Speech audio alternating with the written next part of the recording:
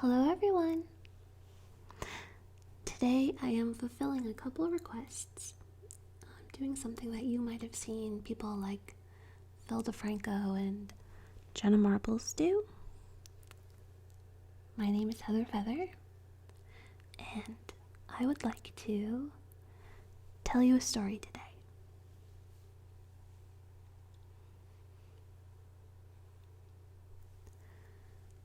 When my mom was pregnant with me, she was pretty young, she was 21.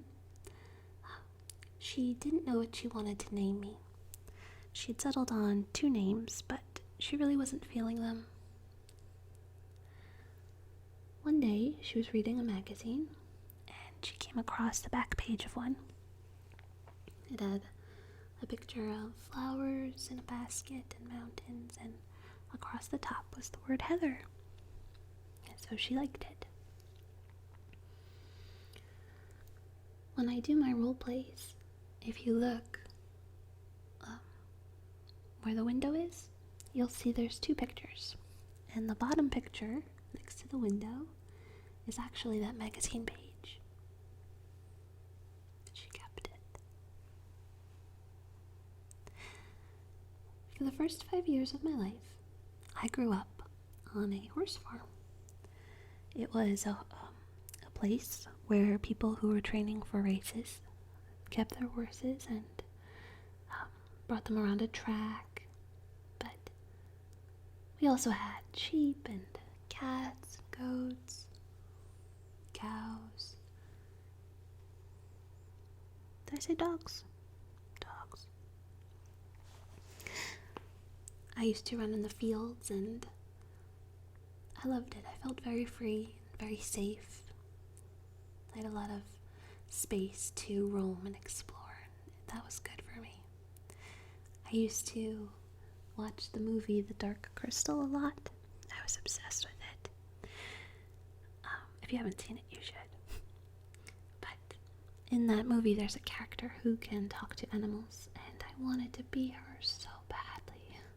So I pretended I was. One day, I found a raccoon sitting on a fence stump, and I thought it was my friend, so I wanted to get it something to eat. Oh, my cat.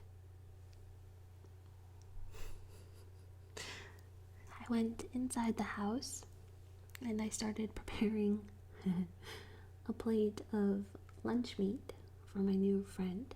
I'd never had a raccoon friend before. My mom asked me what I was doing, and I told her I was getting some ham, and she said, "For what?" And I told her it was for my raccoon, and her mood changed and she wouldn't let me go outside. She called a man who brought a shovel, and he killed my friend because it turned out my raccoon friend had rabies. I was sad about it. For the first 2 years of my life, my father was around, but he was a drug addict and a very bad person. My mother asked him to choose between us or drugs, and he chose drugs. But she met a new man who she fell very much in love with, and she married him, but she didn't know that she had actually married a monster. He was way worse than my father. He was the worst person I've ever known in all of my life. And living with him was terrible. It was like living in a prison. And he was a very controlling person.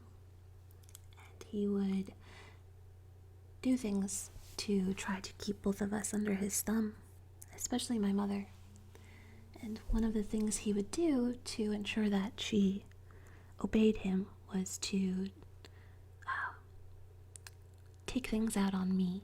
So if she didn't want to see me get hurt, she would have to listen to him. And I realized that at 6 years old, which sounds weird, but I did.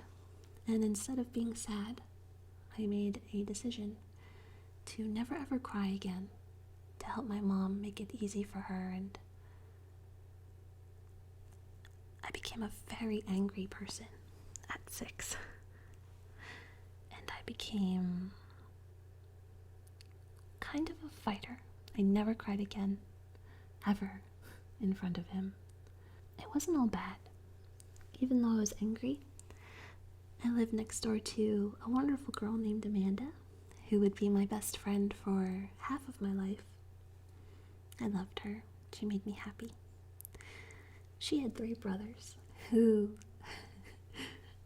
picked on us, but with love, and there were 2 neighborhood boys, too, that were around frequently. One who beat me up once when I wouldn't play with him, and his best friend was named Anthony. Once I convinced Amanda that I was a 5,000-year-old werewolf who could control the weather. I'd raise my arms and say, wind. And if there was a breeze, I would say, see, I did that. And she believed me.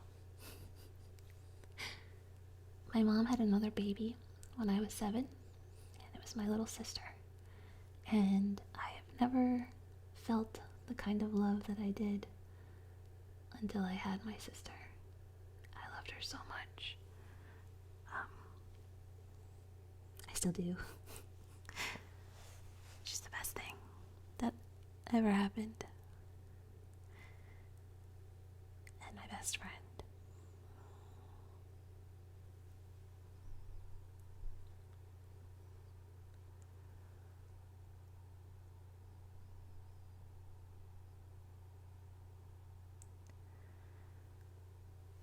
When she was still pretty young, I used to crawl into her room at night and make sure that she was still breathing. Or I would sleep next to her. I would get in trouble for this, but I didn't care. She was so important to me. And I promised her that I would never let anyone hurt her. I kept this promise, much to the detriment of people that didn't mean her any harm. One time Amanda was pushing her on the swing, and she pushed her too hard, and she flew off, and 7 or 8-year-old me saw red, and I attacked Amanda, but she forgave me.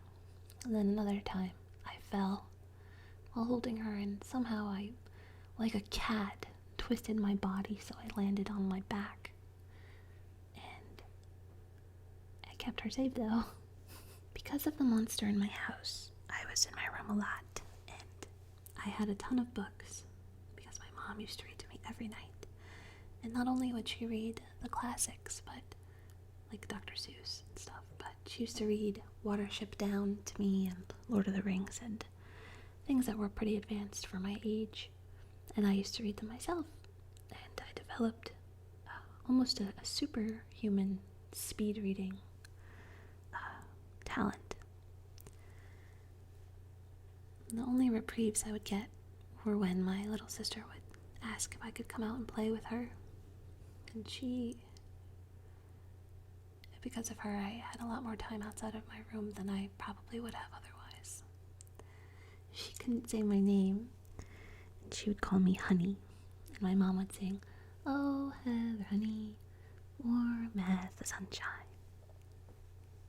Never forgot it.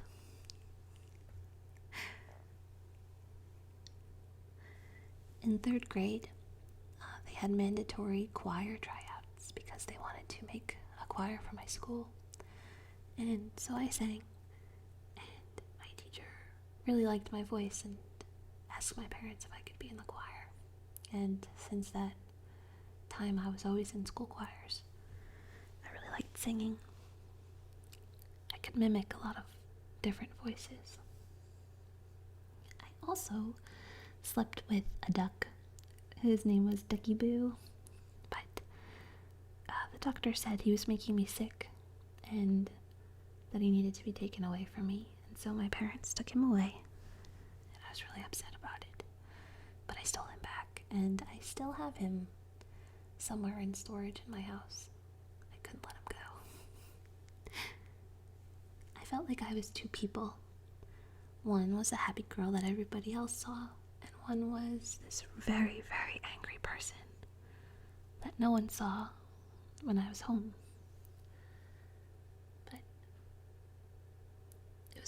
balancing act. If it wasn't for my anger, though, I wouldn't have been able to protect all the people that I did. My sister, my friend Amanda, and her little sister. And there was another little girl in our neighborhood named Katie, who wouldn't talk to me for a long time. She was really quiet until one day she folded into my lap and she said that her stepbrothers were hurting her. And we told the adults and no one really believed us. So Amanda and I took care of it ourselves. And they didn't hurt her again. Katie became a part of our little neighborhood posse. When I was in 6th grade, I kept having all of these pains and headaches, and eventually one day my arm locked into place. And the adults didn't believe me. They thought I was faking it, but upon further exploration, it was discovered that I had Lyme disease. One day, I was in my house. It was nighttime. I remember wearing my teddy bear nightgown. And that neighborhood boy, Anthony, was in my house. He was buying baseball cards from the monster. And I wasn't happy to see him at all because I didn't like his friend, because his friend punched me in the face a bunch when we were little. But he was really nice to me. And we had a little bit of time alone, and something clicked. It was like we saw each other for the first time, even though we had seen each other a million times and hated each other. And we became best friends. We did everything together. We played soccer, watched movies. I got pretty sick from the Lyme disease, and every week I had to have an IV, the dressing changed and stuff done with it, and everyone would wait for me outside, but my sister would stay inside and hold my hand because it hurt, and Anthony would stay with me too, and that was special for me. The monster was really upset that I had someone in my life that was kind to me, which sounds so weird if you think about it, and it is, that someone would hate that someone is kind to someone else, but he did, and he forbid Anthony from seeing me, and Anthony stood up to him, and he became my idol. And one day someone broke into Anthony's house and he chased him away with a hockey stick. And Anthony told my mom that he would come and protect me every day after school because I was home alone for a few hours every day. My mom gave him her permission. And you guys, if you watched my art video, you know this story. We had a connection, and we would help each other even if we weren't talking. And we'd rest our heads on each other through a window screen. And he was my angel. But things changed over time, and he fell in love with another girl, and I moved away. Around this time, my uncle won a gold medal in the Special Olympics. And even though it's not part of my experiences, I just wanted to say it because I'm still really proud of him. Anyway, I was sent to a school that I didn't necessarily agree with, and I was taken away from all my friends, put in this new place that made me unhappy. But I made a bunch of friends there who I loved very much, and I'm actually still friends with them to this day. How many years later? Almost half my life now. Well, I'm friends with all of them except for one. she was a jerk. One time, one of my friends was being bullied by another girl, and she was so sad, and that made me so mad. So I confronted her bully, and her bully wanted to fight me. Tough cookie. And she challenged me to an after-school rumble, and I said, okay. And she did not anticipate that, and she retracted her invitation eventually.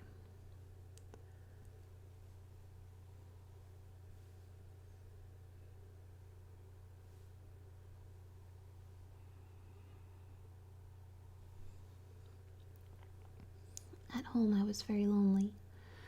I didn't have Amanda or Anthony anymore, and I didn't have my old friends who were close by.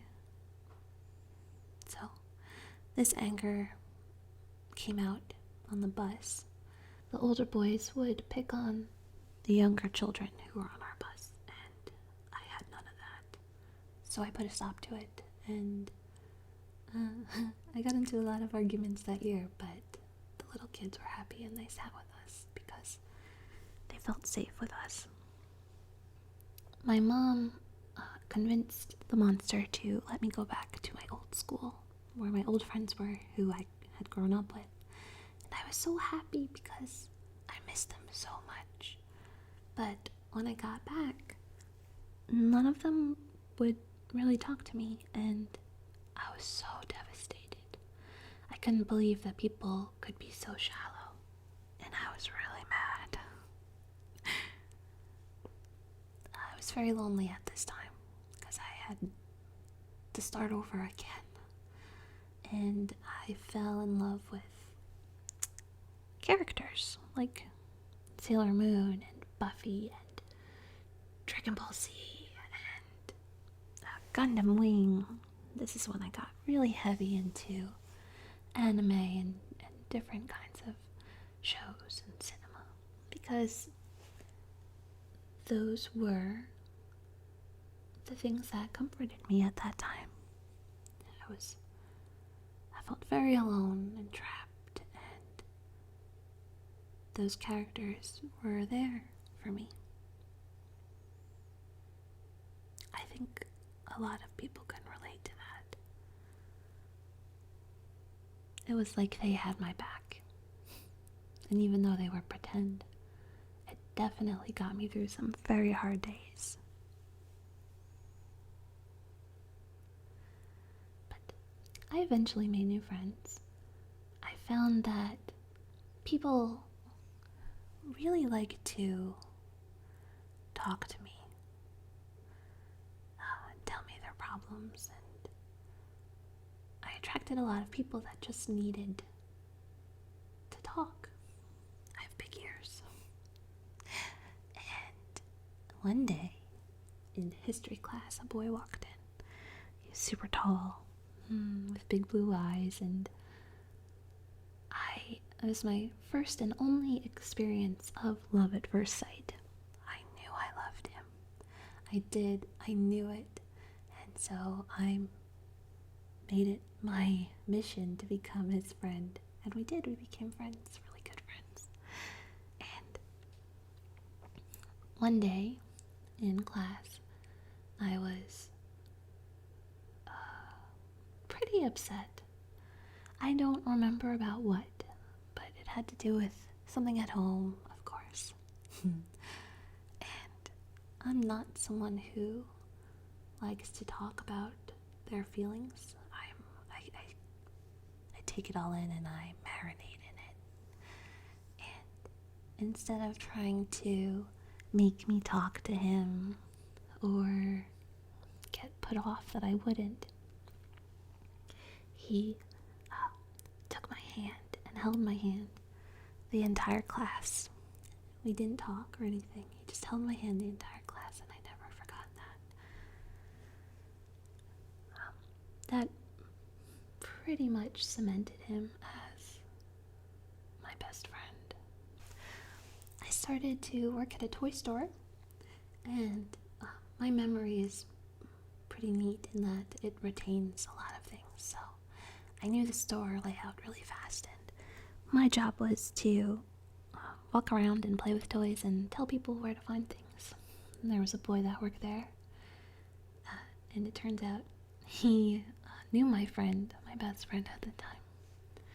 And he came in to visit me one day, and I said to this boy, I'm gonna marry him, you know? And he said, oh yeah? And I was like, yeah. But that's not what happened, because he started using drugs, and it kind of robbed him of everything. His memories, his mind. And even though I wanted to keep him and have him stay, he began to fade away until he disappeared completely. And I was so sad because I loved him so much. But I was 16, and there's a boy at my work who looked like Harry Potter, and I liked him. I thought he was so cute. And there was a girl there who liked the other boy who I told you about. And we used to hang out together as a group and go to movies and diners, stuff like that. And we were all supposed to hang out on New Year's, but the boy and girl couldn't go, and it was just me and this other guy.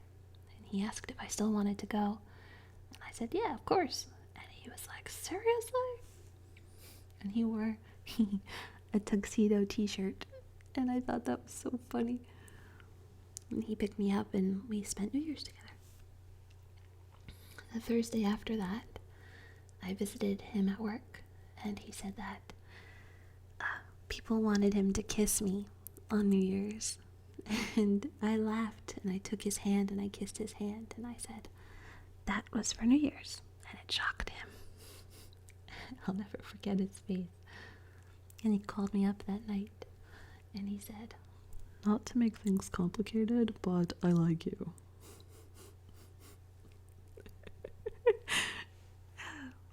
And my reaction was cool. And he hated that reaction. But we started dating after that. And he liked me so much, and I liked him a lot too. And he thought the world of me. And he was my first not stolen kiss. My first kiss was with a carny. We're not talking about it.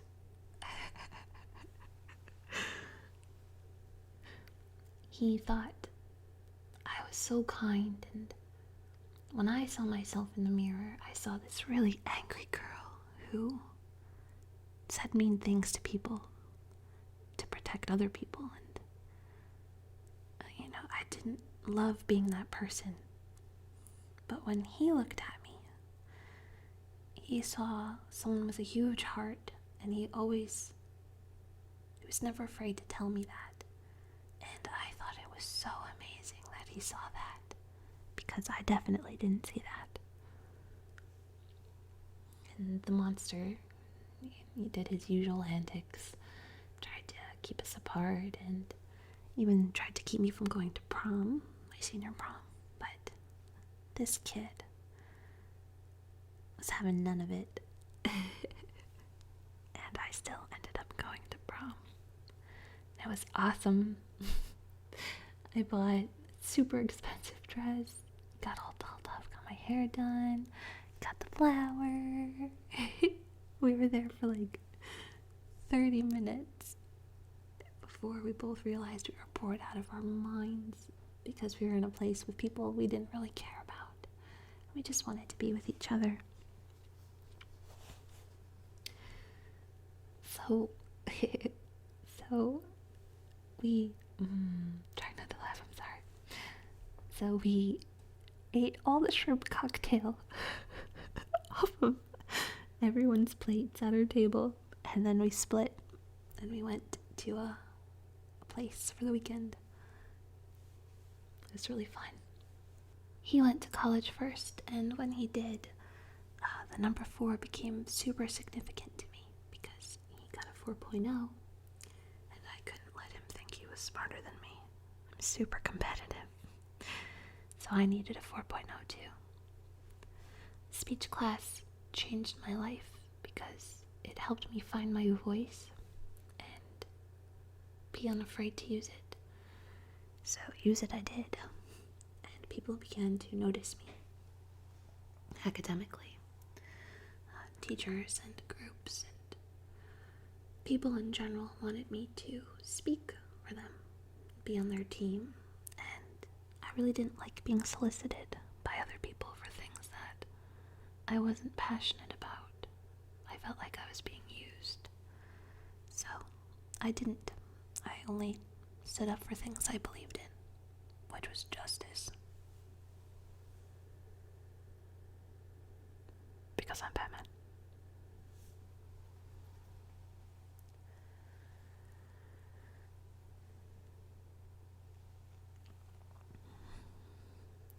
I graduated with a 4.0 because I couldn't lose. I hate losing. And I felt really good. I had lots of people that I loved in my life, and I was on my way to realizing my dreams, really. I knew what my dreams were, and I was going to go get them. And everything was good.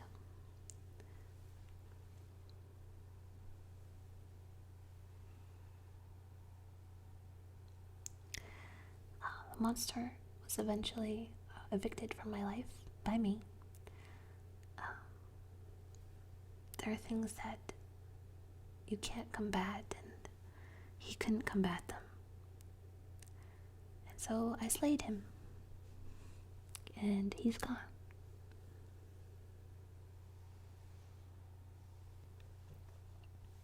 I really believe this.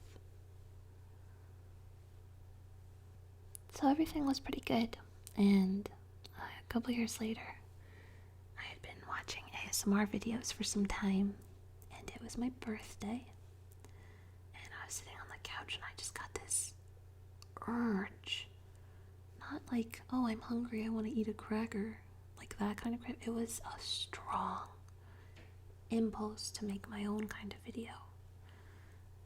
I wanted to, I don't know, give back to the people that had been helping me sleep. And I made this pretty poor makeup tutorial. Because I'm terrible at makeup. It wasn't even a tutorial, it was just me decorating my face. And I posted the video, and the next day I had 6 subscribers, and I was so happy. I thought that was the coolest thing ever. It just delighted me, and so I kept this going. I kept making videos because I loved it. It made me happy and it relaxed me, and I got to explore childhood things again. And when my first videos were done by balancing my camera on top of cans of cat food, I didn't have any kind of equipment or anything. And then people that I watched started writing to me. The first person was Amal, and then Jennifer and Calming Escape and ASMR Kitten, and it blew my mind that people that I watched and I had gone to bed with so many nights were writing to me, and it made me so happy. And then I began making friends and reaching out to certain people and cultivating friendships. Shortly after, I got a message from someone who wanted to get to know me, and I was expecting this message, which sounds weird, but I was. But I didn't know if I wanted to invest myself in something that I would care so much about, because I had lost people that I held dearly, and I really wasn't feeling doing that again. And I didn't know to what end this friendship would lead, and if any of what I put into it would be worth the risks of losing it. And I voiced those concerns to this person. And he said, just let it happen. So that's what I've been trying to do. And it's hard sometimes because I am not the most emotionally open person. I'm sure it's hard for him too. But in the beginning, I was so skeptical of him and skeptical in general. But over time, I found that this friendship that I've gotten through our interactions is one of the most beautiful friendships I've ever had. And it makes me so, so happy. And it's an amazing gift that I've gotten through making ASMR videos on top of the other perks. And he's become my best friend, really. And a place to rest my head when it gets too heavy and filled up with worries and stress. And it's kind of beautiful. And I love him very much.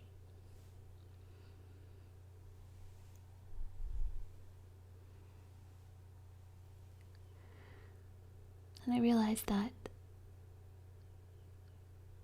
just letting it happen, this whole experience, has been such a gift. It's given me a hobby that I love. Friendships, so many new friendships with people who I appreciate so much, including you guys. If you comment and talk to me, you guys know that I remember you. My brain doesn't let me forget things. A new best friend that I adore so much. Opportunities to explore my past again by revisiting old objects and working on things now, and opportunities in the future that I have. But most of all, it's given me happiness. So much happiness. And it's because I just let it happen. I took a risk putting myself on the internet, and I'm so glad that I did. And I really want to say thank you to all of you, content creators, viewers, all of you, because it was worth it. It sounds corny, but it's hard to do this sometimes and read certain things and put in so much time. But you're worth it, and this is worth it, and it makes me happy.